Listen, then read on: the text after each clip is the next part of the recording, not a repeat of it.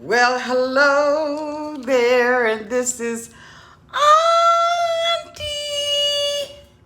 and I am here to do my review on 90 Day Fiance The Other Way, Season 2, Episode 5, A Wing and a Prayer.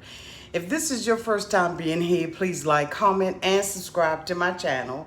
To all of my new subscribers, thank you all so much for joining the family. And to all of my nieces and nephews and my members who have been with me for the long haul, thank you all so much for your continued support. If I had to rate tonight's episode, I would rate it a B. I thought it was very good. It was interesting. It had its highs and its lows. And we're going to get into it right now. The first couple that I want to talk about is Kenneth and Armando. We got an opportunity to see Kenneth packing up his bags and getting ready to leave his family. It was extremely emotional. Oh my God. Like, I love him, and I was just so sad. I was trying not to cry. You know how you get that little tear coming inside. And it was beautiful, but it was very, very emotional. His children are trying to support him in this relationship, but they're going to miss their daddy. Like, he's everything that they have. He appears to be a wonderful man and has had a wonderful relationship with his kids, but he is following his heart. And of course, he's moving to Mexico with Armando, and I absolutely hope that Armando is worth all of this. Like, I'm telling you, the side eye is eternal, and I'm just hoping he is worth it, y'all. Oh my God. Whew. Okay. When he left his children and they were all standing outside, it felt like, you know, when you go down south and you go and see your family and everything, and you all have eaten together and played cards and sat around in the backyard and used the outhouse. And then you're leaving and all your southern folks stand on the front and they, you know, bid you a fond, you know, goodbye. And he would just boo-hoo cry. He couldn't even say bye to Cooper for the last time. And Cooper was like, you know, what's happening? Because he's a little boy. He doesn't really understand.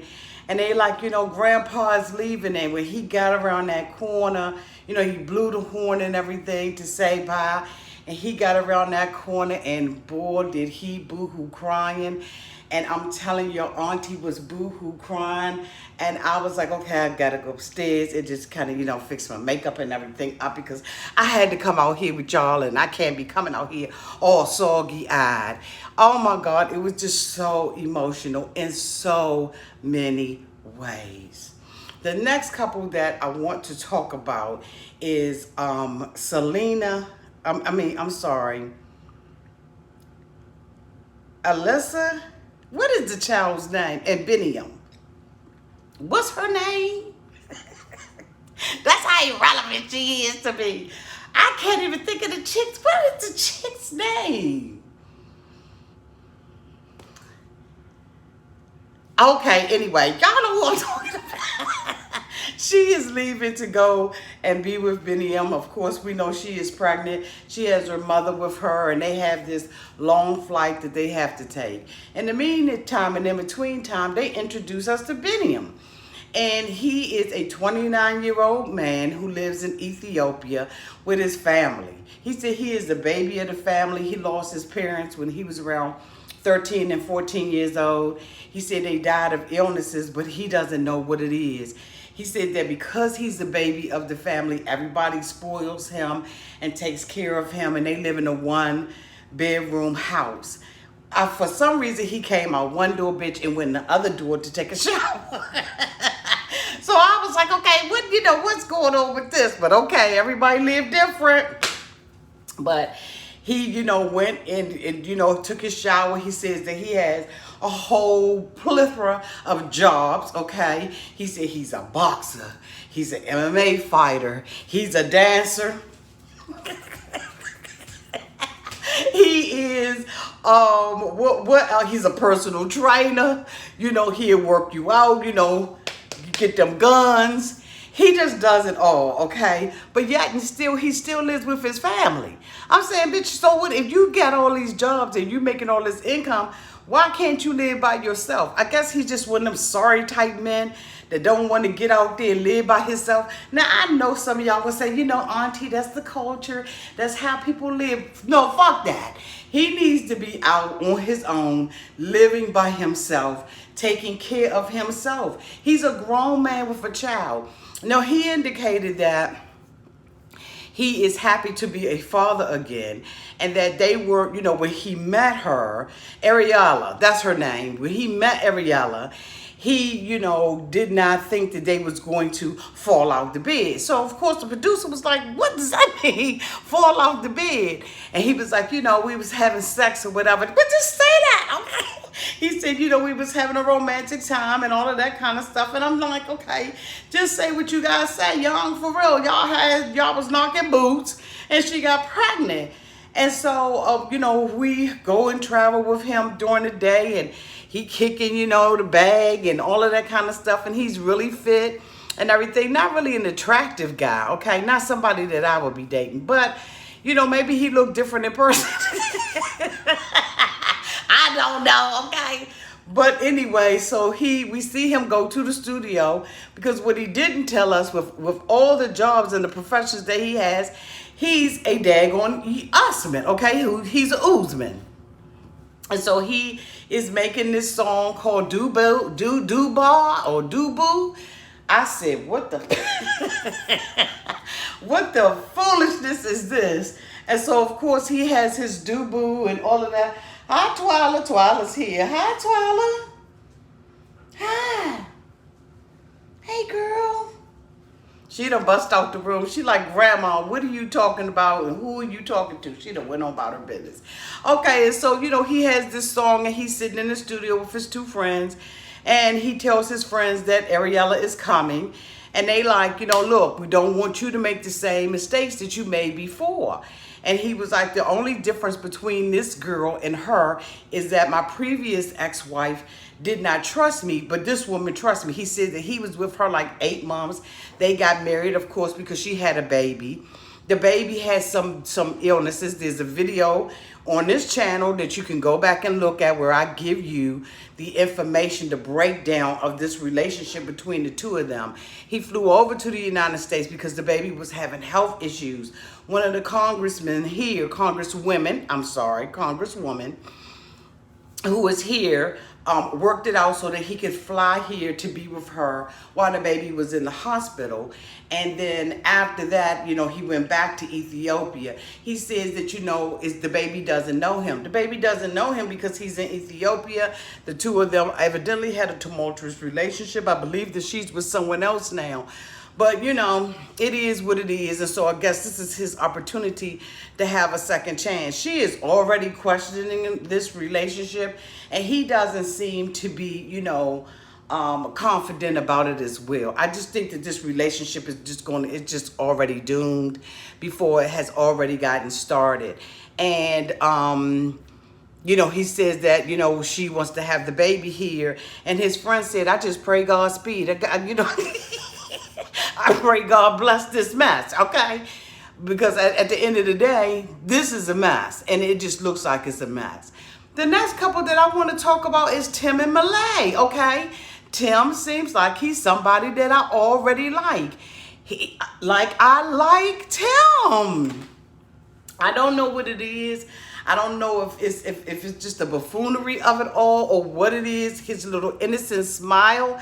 But I really like him. So Tim is dating a young lady by the name of Malay. He is living in Texas, and he has a cat that he takes around with him everywhere.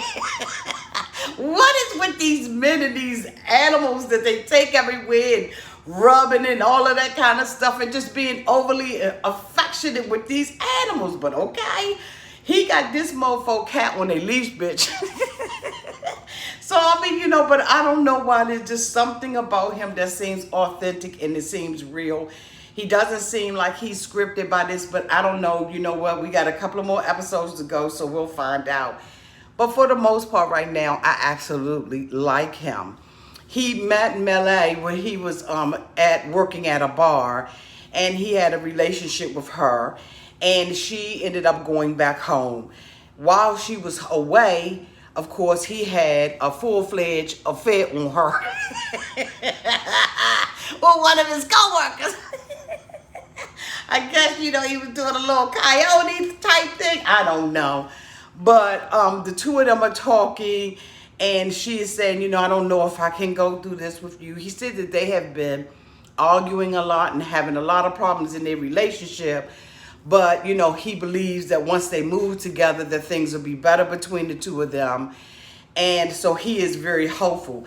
The reason why she's not coming back is because he had this affair. He had dinner and everything at a bar with his friends, and one of the girls that was sitting up there with a Charlie Brown hat on was like, basically, I can smack you for her because you had this relationship, this extramarital, well, not extramarital, you was cheating on her, okay?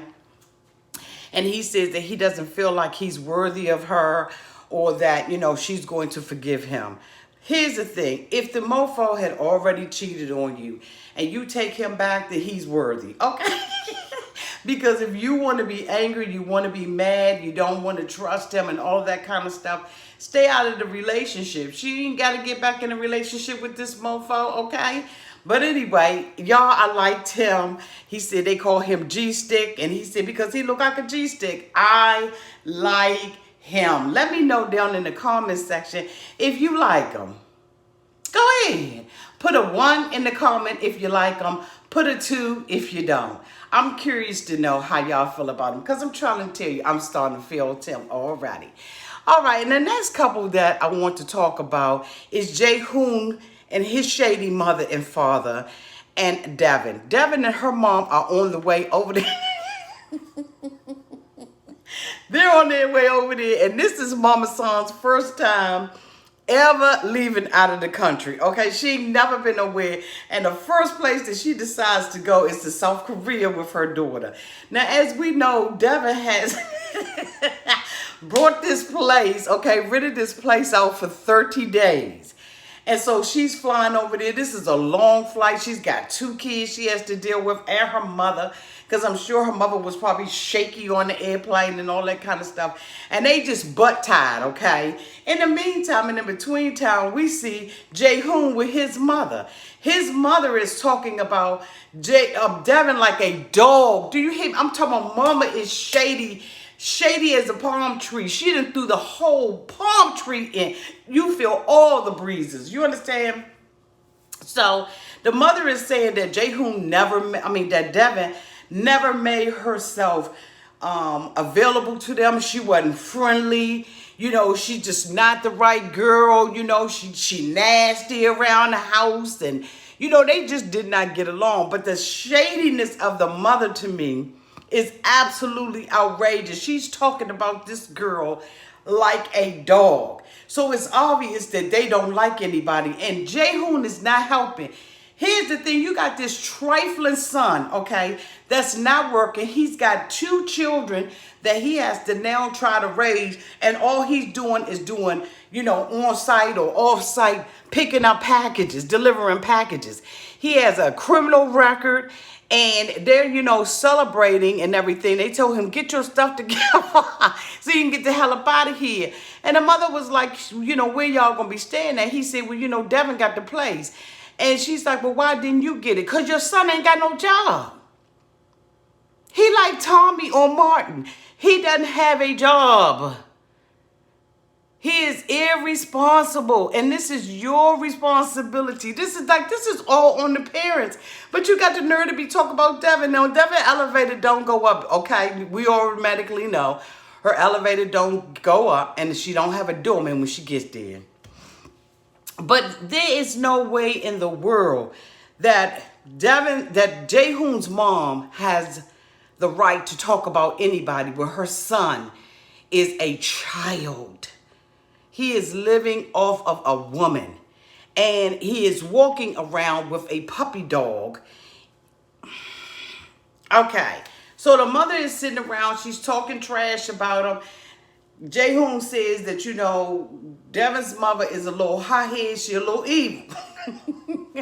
So we see her come off the plane and everything, and they didn't show them getting their luggage, but they showed that the parents came to the airport. Well, Devin wasn't expecting the parents to come to the airport. So when she comes off, out of the gated area, she sees them and everything, and she's automatically turned off. Now, when you see somebody that just irritates you and make your ass itch, it just puts you in an attitude that you just did not even think that you could go into. So Devin's got an attitude now. She like, I'm tired. The mother come off there like, whew, I ain't never been out the country, okay? Mama is just straight get, okay? I love her. Mama is me. She come off that door. She's like, okay, I ain't never traveled before. I ain't never been out the country. Like, what's up? So she sees the parents and everything. She go to hug them. She put both of them in. She put both of them in the headlock and had them like this, right? So the mother was so Jayhoon's mother was like, she is suffocating me. She said she hugged me like that. Usually when you meet your in-laws or the others, your in-laws, she said usually, you kind of, she said she hugged me and grabbed me up around my neck. She even had the father in a headlock. You know what I'm saying? She was like, what's up? So, of course, they go out and everything, the shady parents, and they go out and they get into, they're like, they all standing on the curb waiting on them to bring in the car. So, Jaehoon was like, here come the car. So, the little girl was like, it's a bus.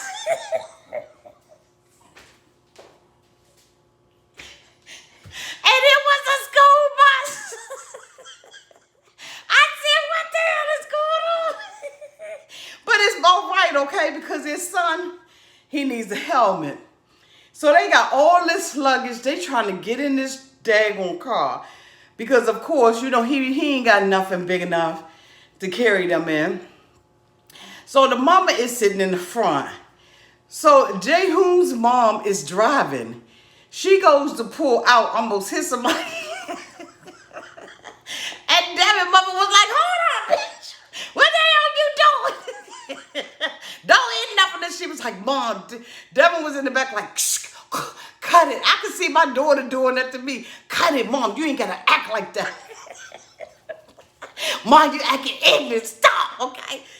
So the mother was like, I'm telling you, this is going to be a long ride. The mother was like, Woosah, I'm going to tell you, why the fuck am I in the front? She said if the mama going to drive like this, and this is how they drive over here, why would you have me in the front? Oh my God, I saw myself. Sometimes I could get so uptight about things, especially like if I'm nervous and I don't communicate that I'm nervous. I get just like that. And sometimes it takes my daughter to be like, Mom, you okay? Are you okay? But I saw myself in the mother and I was like, oh my God, if that's not me. So the mother is riding in the car. She woos on, jumping and everything. She holding on to the, the little arm pull up at the top. Talking about, we're going to die. They show all this greenery. They leaving the airport and everything. And, Jaehoon tells his mother, seem like everybody in here got a bad mood. So the mother was like, tell them bitches look out the window. Tell them chill out and look out the damn window. So, the mother, she like, I don't care nothing about it. She got her little driving gloves, When she pulled out, she said, hold up. Let me put my driving gloves on. Because I'm about to wheel this bus. So they, they driving and everything. And all of a sudden, stuff started getting dark and tight. And looked like it was back alleys and front alleys. And the street was one way. And everything was narrow. And there was buildings hanging everywhere. And clothes and fish markets. And I was like, what the... and I mean, everybody's culture is different. So I ain't trying to be shady. But I'm going to tell you right now, if it didn't look like the hood... It looked like the hood. It looked like the hood. I said, bitch, we is not in Kansas anymore. Mama was like, hold up, it's dark around this camp. Everything dark and dirty. They showed toilets, whole toilets sitting outside.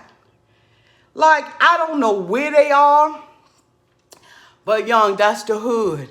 Devin said, now this don't look like the South Korea that I was in before. Honey, I was hollering. So the mother was like, where we at? You should have looked this before we got here. But even Jay-Hoon's mother was using the navigator, the GPS system, and they was going around in circles all up and down, like, oh my God, y'all, they was in back alleys. Y'all, oh my God. Even his mother was like, this joint is shady. Something is going on with this. Bitch, when they pulled up, when they pulled up in front of that building and that daggone roof was sitting there like, are you okay? The roof, excuse me, y'all. The roof was like, I said, OMG.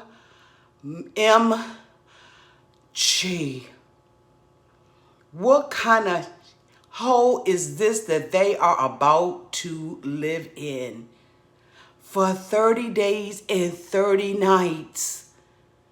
What did it look like on the pictures? Like, this is a complete hole in the wall. I would be so afraid to walk during the day, let alone getting home at night. Honey, Mama was like, oh, Mama was, she was just done. Like, I mean, done. Y'all write down in the comment section and let me know whether or not y'all believe that this is the hood of South Korea. Devin did not do her homework. Her mother was mad about it. And I'm trying to tell you, Jay-Hoon is going to be living with them in this hole in the wall. The last couple that I want to talk about is Brittnay and Yazman. Brittnay takes her tail over there, and there is a no-touch policy, no PDA, right? So, of course, this mofo goes off on Brittnay. Brittnay, I did a video yesterday or even the day before that Brittnay indicated that Americans are ignorant and uneducated.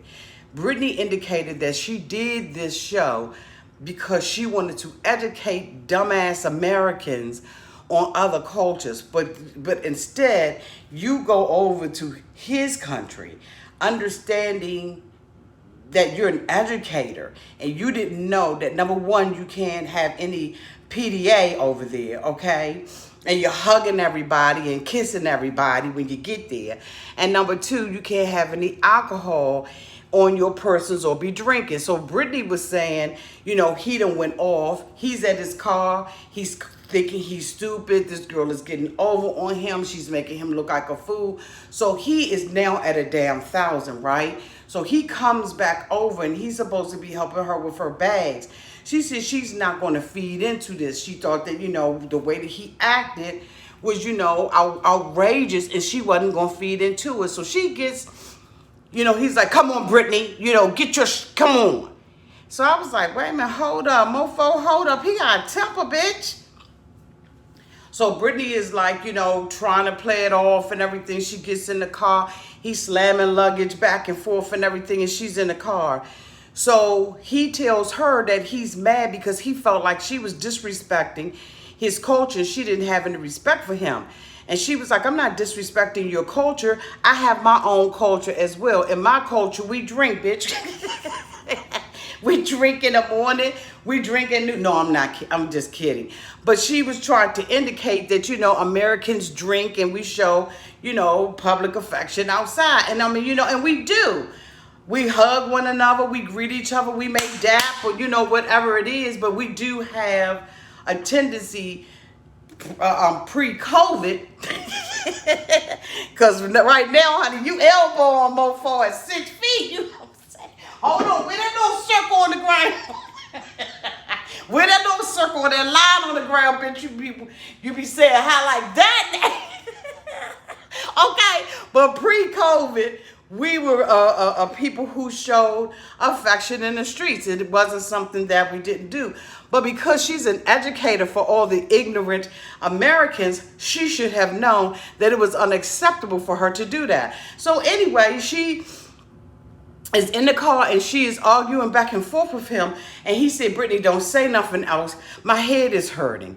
And so Brittany kept on talking and he was going, shh, in her face. Shh, shh, shut up, shh, shut up, Brittany. And she's like, get your hand on my face. Shh, get your, shh, I said, oh my God, oh.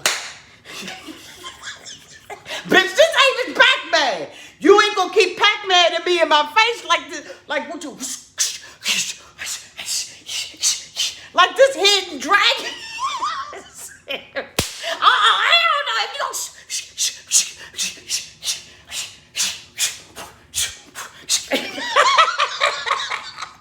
Bitch, if you don't get your hand out my face, you better.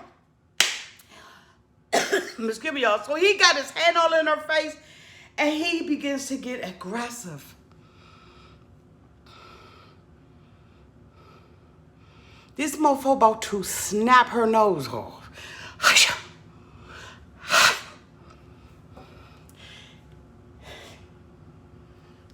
She shut it down. She told him, you like my axe.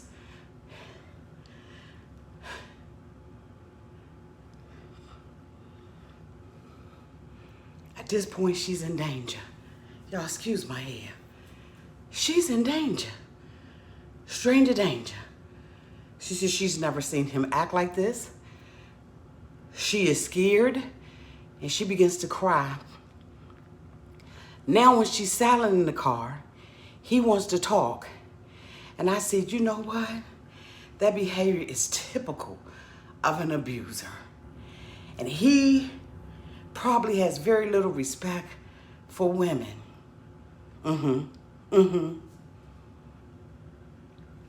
You got one more time to me in my face. Brittany now is afraid. She's in fear because this mofo is not playing with her anymore. The temperature in the car went to a whole different level. And I'm telling you right now, Brittany, you're in danger, girl. This mofo don't care nothing about you. Brittany got to that hotel, he said, I need you to help with your luggage. She said, I ain't helping you with shit. I bet you didn't really do your homework, Brittany. Like, I'm sure you didn't. You thought you knew him. You don't know him. And now here she is, armed with a secret. Her secret is that she is still married and has not gotten divorced. So if he would act like that, over that, imagine his temper and his rage when he finds out that he has let his guards down, his family has let his guards down, and she is still married.